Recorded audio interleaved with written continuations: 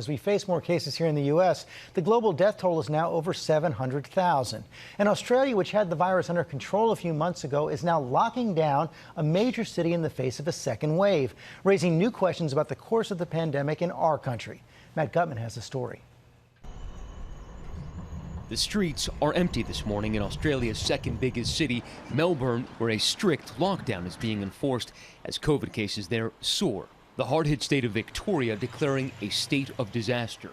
2 months ago, Victoria reported 3 new cases of the virus. Today, it's 725. Australia, which once seemed to have COVID under control, now taking what officials call a shock and awe approach to contain the surge of cases. Enacting stage 4 restrictions in Melbourne, and that means an 8 p.m. to 5 a.m. curfew. Just 1 hour of outdoor exercise and only 1 household member allowed to leave each day for shopping.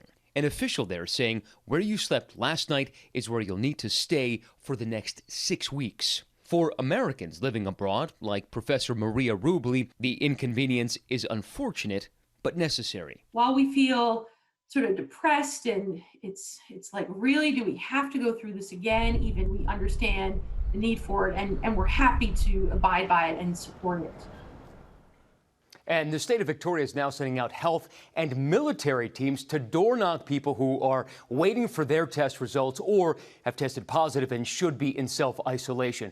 And for those who break that self-isolation rule, they are handing out $3,500 fines. Apparently, Amy, nearly 1,000 of those citations have been issued so far. Wow, my goodness. All right, Matt Gutman, thank you. And joining us now is the director of the Harvard Global Health Institute, Dr. Ashish Jha. Dr. Jha, thanks for being with us. We just heard about those extreme measures being taken now in Australia. The question is, do you think that we're looking at a similar lockdown here eventually? Is this a predictor of what is to come?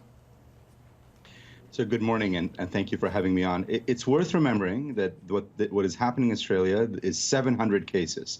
We're at 50,000 cases a day in the United States. So we're at a wholly different level. And Australia is taking this, extremely seriously. I don't think that we will need to do anything quite that serious.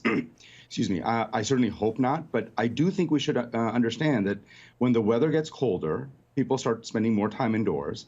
We will see a number of cases starting to rise. So I think Australia is indeed a kind of a warning of what might be ahead of us in the fall and winter. Right, because they're the opposite in the seasons for us. And interestingly, Australia is reporting a reduction in flu cases, and that flies in the face from what we've heard from some medical experts here, predicting it could be a nightmare scenario with flu season mingling with the coronavirus emergency. What are you anticipating?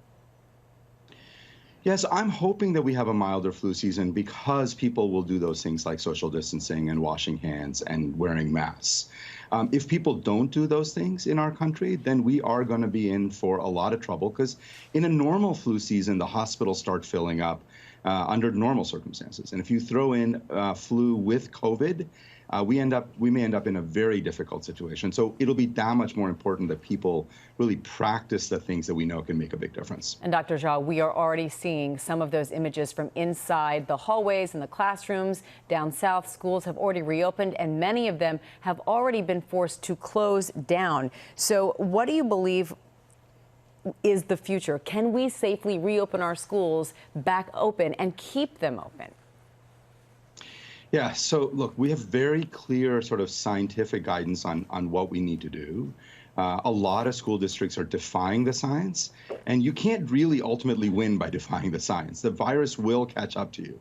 So people are opening up in, schools in areas where the community transmission is way too high, and we're starting to see schools shut down. And what I've been saying to school districts is you get one chance. If you do this irresponsibly and you have to shut down, it'll be very hard to open up schools again. So people have to work on bringing community transmission down, preparing the schools, getting kids to wear masks. That photo had very few kids wearing masks. And if we do all of that, I think we can bring kids safely back to school. But if we're irresponsible about it, we're going to end up being at home for a very long time. All right, Dr. Jha, very important to remember what you just said for everyone. Thank you so much for your time and your expertise today. Hi, everyone. George Stephanopoulos here. Thanks for checking out the ABC News YouTube channel. If you'd like to get more videos, show highlights, and watch live event coverage, click on the right over here to subscribe to our channel. And don't forget to download the ABC News app for breaking news alerts. Thanks for watching.